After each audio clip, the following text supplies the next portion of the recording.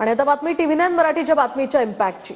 आरोग्य विभागाच्या 35 कोटींच्या 100 शववाहिका धुळखात पडल्या होत्या आणि या धुळखात पडलेल्या 100 शववाहिकांच्या वाटपास आता सुरुवात झाली आहे। TV9 मराठीनं बातमी दाखवल्यानंतर आता शासनाला जाग आली आहे। माजी आरोग्यमंत्री तानाजी सावंतांच्या कार्यकाळातल्या या शववाहिका होत्या आणि त्यांच्याच काळात या शववाहिका घेतल्या गेल्या होत्या। 16 जिल्ह्यांना प्रत्येकी 4 अशा आता 64 गाड्या देण्यात येणार आहे। काल नागपूरला 5 शववाहिका दिल्या गेल्यात आणि आज वाशिमला सुद्धा 3 गाड्या दिल्या जाणार आहेत।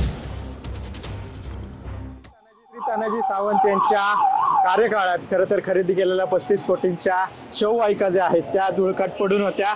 आज अखेर या सर्व शववाहिका ज्या आहेत त्या बाहेर काढण्यास सुरुवात झालेली आहे। खरं तर TV9नी ही बातमी काही दिवसापूर्वी दाखवलेली होती। अखेर आज या सर्व शववाहिका ज्या आहेत त्या अखेर वाटपायला सुरुवात झालेली आहे। जानेवारी महिन्यामध्ये 25 अशा बस ज्या आहेत 49 त्या आल्या होत्या। त्यानंतर फेब्रुवारीमध्ये 50 अशा 7 फेब्रुवारीपर्यंत 100 बस जवळपास या ठिकाणी येऊन पडून होत्या। अत्याधुनिक अशा या शववाहिका आहेत आणि त्या खरं तर गेल्या काही महिन्यापासून धुळखात पडून होत्या। आज अखेर या शववाहिका जी आहे ती वाटपास सुरुवात झालेली आहे। कॅमेरा पर्सन तुषार ननावरेसह विनय जगताप, TV9 मराठी, पुणे।